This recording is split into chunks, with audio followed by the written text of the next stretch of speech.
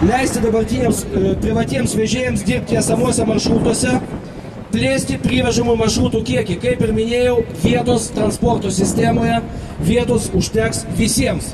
Ir todėl privatus vežėjai irgi turi savo verslą, turėti galimybę plėsti.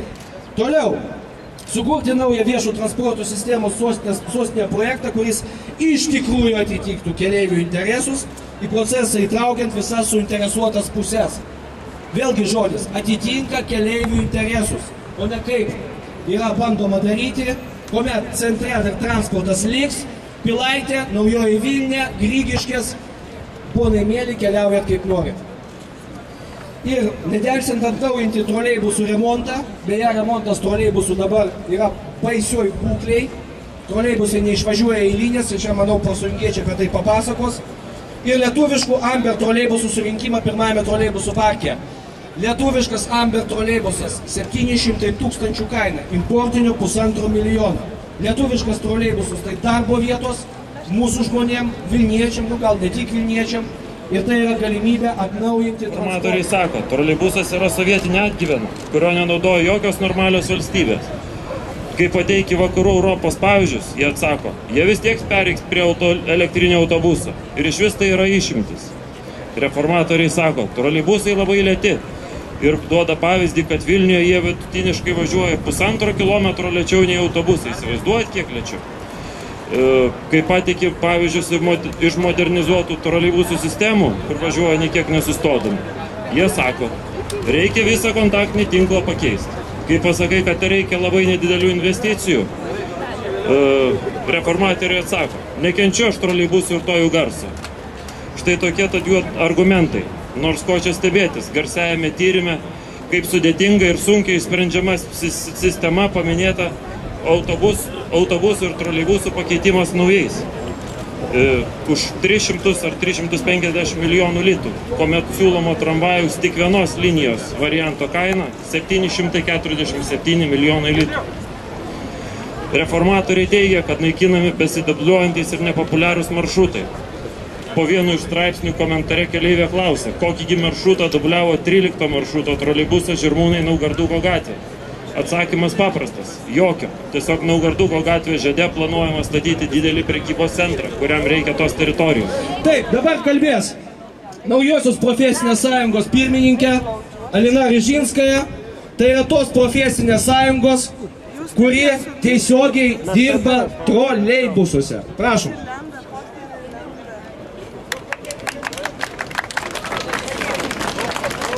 Labą dieną, gerbėmiai mitingo dalyviai. Mūsų Naujoji profesinė sąjunga atstovauja dalį Vilniaus viešojo transporto darbuotojų. Naujoji profesinė sąjunga kategoriškai nesutinka su Vilniaus miesto savivaldybės ketinimais optimizuoti viešąjį transportą, sumažinti maršrutų, autobusų ir troleibusų maršrutų skaičių ir įdiegti tramvajaus linijas. Mes manome, kad šie ketinimai yra nepagrįsti, o tyrimai, kuriais jie vadovaujasi, šališki ir paviršutiniški. Vilniaus miesto meras nuolat teigdavo, kad troleibusai yra pasenusios transporto priemonės. Būtent dėl šių priežasčių Vilniaus miesto savivaldybės sprendimu buvo nutarta sujungti dvi jos valdomos įmonės Vilniaus autobusai ir Vilniaus troleibusai į Vilniaus viešasis transportas. Nors prieš tai troleibusų parkas turėjo apie 7 milijonus skolų, o autobusų parkas dvigubai daugiau. Tai kas, ką išgelbėjo nuo galimo bankroto? Kyla didelis klausimas. Kalbama apie tai, kad įmonės skolos auga, bet niekas nekalba apie tai, kad didesnė skolos dalį sudaro savivaldybės skola įmoniai, kadangi nemokamos dotacijos už nuostolingus maršrutus ir kompensacijos už lengvatinius bilietus. 20 metų teko prisižiūrėti didelį, absurdišką neūkiškumą. Vadovai, darytina išvada, aš su visą atsakomybę pasakysiu, kad mūsų įmonės vadovai, jie turi atlyginimus kaip priedą prie asmeninių biznių. Įvyko įmonių sujungimas. Kiekvienas, kad tik tai matytų, kokie vyko remontai, baldų pirkimai, organinės technikos pirkimas. Jeigu kviečiam savivaldybę, o pastoviai buvo kviečiami, asmeniškai turiu dokumentus, pakvietimus, kiek buvo merų, niekada nei vienas neatvyko išklausyti įmonės problemų. Ir dabar buvo nusispjauti, planuojant šitą vadinamą reorganizaciją, reformą, kadangi aš dirbau administracijoje 2,5 metų ir šioje savivaldybėje valdininkų paklausiau, kodėl vykdomos studijos, kurios kainuoja kažin kiek milijonų litų, nepaprasčiaugi būtų atlikti apklausą miestiečių ir paklausti, kokio transporto žmonės nori. Į ką gavau atsakymą? Tai ką, Danuta, jeigu aš tave noriu išprievartauti, tai turiu tavęs dar atsiklausti, kokiu būdu man tai padaryti. Vat ir viskas. Esate prievartaujami.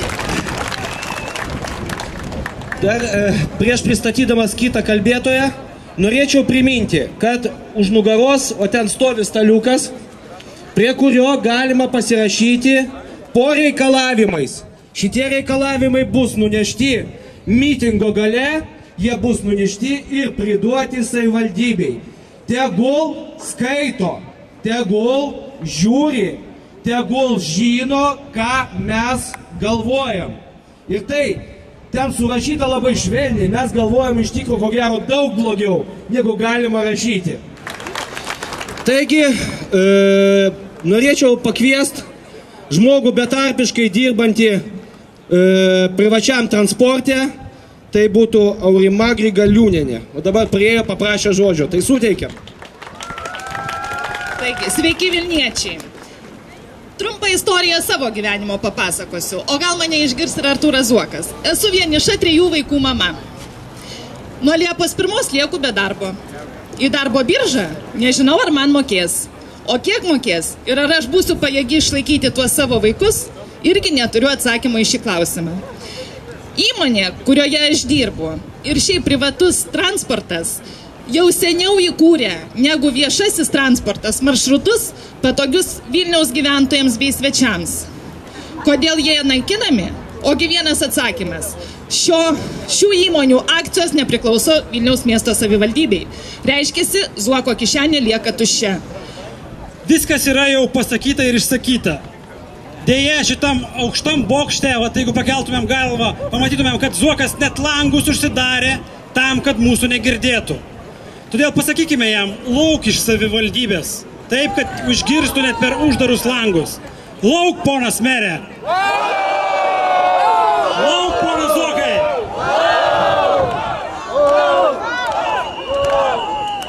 Manau, kad išgirdo, nes jo samdyti šunės pabėgo taip pat į krūmus, kaip ir jis pats. Mes visi kartu esam šio miesto šeimininkai. Ir mums reikia išmėžti šitą tvartelį. Išmėžti mes galim rinkimų būdu, jau ne už kalnų. Ir iš tikrųjų, turbūt tauta turi žinoti savo didvyrius ir tauta turi žinoti savo niekšus. Tai norėčiau paklausti, ar žinote, kokia koalicija valdo šiandien Vilnių? Ir noriu paklausti po vieną koalicijos narį ir ar mes visi per kitus rinkimus atsiminsim juos ir ar dar kartą suklupsime ir balsuosime už juos.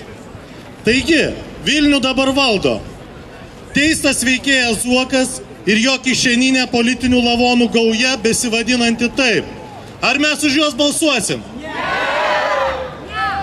Taip pat Lietuvos socialdemokratų partija su įtariamuoju kyšininku priešakyje.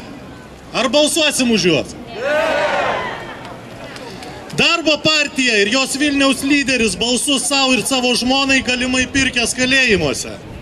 Ar balsuosim už juos? Ir Lenkų rinkimų akcija, partija 2 rajonus laikanti savo terorę ir dabar dar terrorizuojanti ir Vilnių. Ar balsuosim už juos? Ačiū, prisiminkim iš tikrųjų po 1,5 metų, kai vyks rinkimai. Vilniaus skolos jau perkopė 1 milijardą litų. Mes visi mokam palūkanas, o mūsų vaikai ir anūkai mokės tas paskolas. Paimtas visokiem gėdingiam Guggenheimo projektam, visokiem vamzdžiam, kurie kyšoje prie Neries, galit visi pamatyti. Po šitos transporto reformos ištisi mikrorajonai bus atkirsti nuo Vilniaus.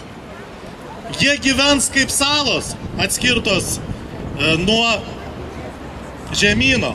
Svaičiojama ir išlaidaujama miesto taksi ir avialinijų projektuose, o tuo metu tūkstančiai vaikų nepatenka į darželius. Jų tėvam belieka 2 pasirinkimai. Vienas tai mesti darbus ir patiem auginti vaikus, tuo papildant pašalpų gavėjų gretas. Kitas būdas tai emigruoti. Ir turbūt mūsų meras dėl to ir įsteigia avialinijas, kad visiems lengviau būtų emigruoti. Bet aš manau, kad mes nepasiduosim.